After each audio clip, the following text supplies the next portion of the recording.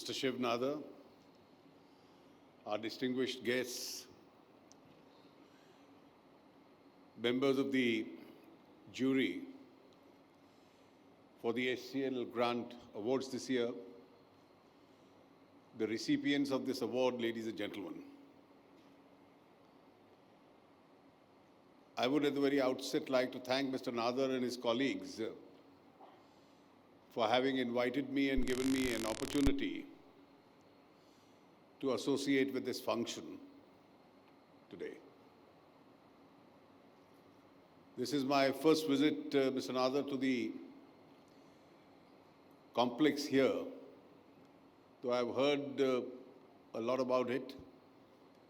And I must say that just driving through this complex,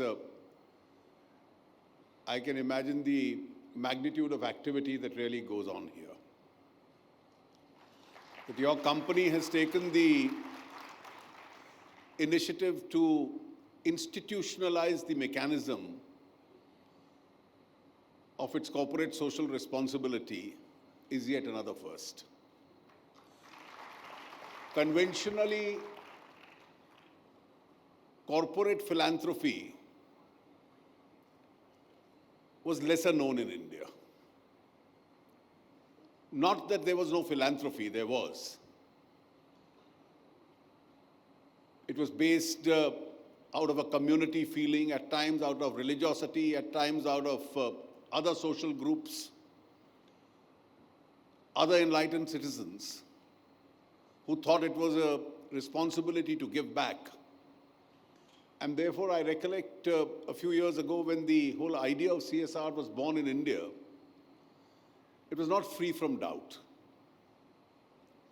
There were many in the corporate world who felt that was this an additional tax which was being imposed. And therefore, there was some resistance to the very idea. Introduced in 2013, its implementation really started in 2014, and I must say that looking back the last 2-3 years, it's begun well. It's begun well because in the very initial years, in the government we did calculate that to start off the width of the whole CSR, if adequately implemented, in its very first year should have been to the tune of about 14,000 crores. Obviously, the entire amount was not invested. There was a lack of understanding, a lack of consciousness about this. But as years are moving ahead, I think it's an idea which is working well.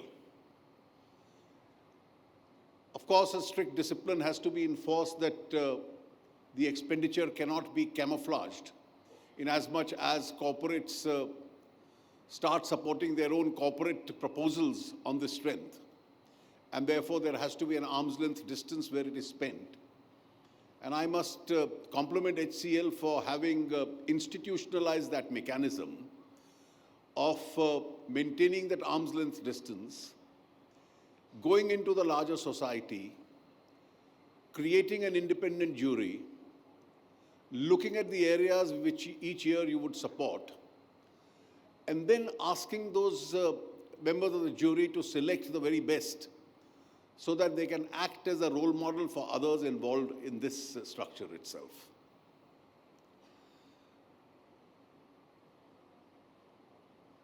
India's rural areas, the sector that you have prioritized for the NGOs to work in to be eligible for this distinction and honor, still continues to lag behind. It's only now, 2018, that we have targeted that every village in India should be electrified. 2 years ago, we assessed that there were 18,000 villages still to be electrified. And now almost at a very rapid pace, those remote villages are being selected. And I do believe that we'll be able to meet that target. We are still at a very initial stage in that rural development. Rural roads, an idea which was born a few years ago, It's only towards 2019 we believe that with additional grants coming exclusively from the government, the village would have a regular road connectivity. Still a little distance in our priority programs as far as rural sanitation is concerned, rural housing is concerned. And then, of course, the crying need also is irrigation, plus other areas by which we eventually want to supplement their incomes, poultry, cattle, milk, by which the eventual objective is that we double their incomes of those living in the rural areas. With its limited resources,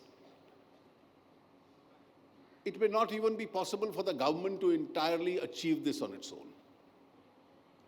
There are alternate models of helping them which have been advocated, but that's only an agenda on the table itself. And it's here that civil society has a very powerful and an important role to play. And now that there is, through the CSR mechanism, an institutionalized process by which some resources have to be spent. I think you've done well in going into the larger countryside, selecting those people who have been already working in different areas of either education, environment, or health in these areas. It's obvious that most of them who work in this field really don't work for recognition. They are unidentified faces. They are marginal people who, out of their commitment, want to make an impact and make a difference. I'm quite certain that all the people who came here to be recognized and honored today, none of them really ever realized when they started this activity that they would be ever due for a recognition or an honor this time. I saw a very pleasant difference where a power shift from the conventional power in Lithians Delhi took place, where at least 10 such people were recognized this year on the Republic Day with national awards. These were all people who'd done an extremely good work, but were never a part of the power structure or close to that power structure in Lithians Delhi, and hence never received a recognition. I do hope that this change which is coming about, where you've taken a great lead in recognizing them, effectively assisting them, and therefore enabling them to discharge what they will be able to discharge, will go a great step forward. My congratulations and my deep regards for all those who are working in this field, and particularly those who've been honored today. And I'm sure with the kind of institutional mechanism that HCL and you have set up, other corporates would also be inspired to follow and replicate models of this kind, which would recognize many others working in this field. Thank you very much once again for having invited.